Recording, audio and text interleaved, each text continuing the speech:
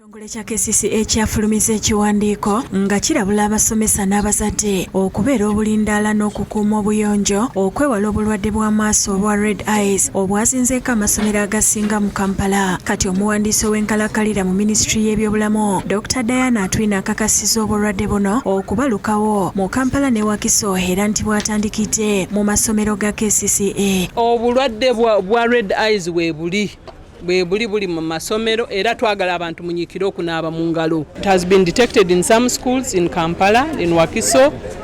Our Director Public Health has been tasked to go and check the extent.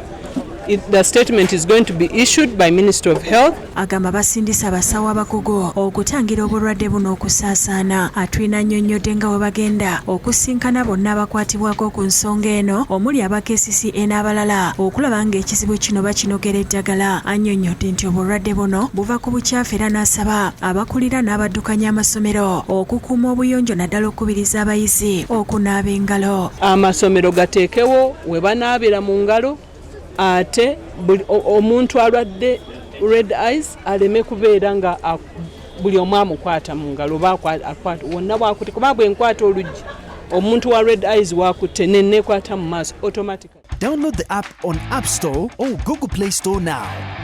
Vision Digital Experience, the future of media.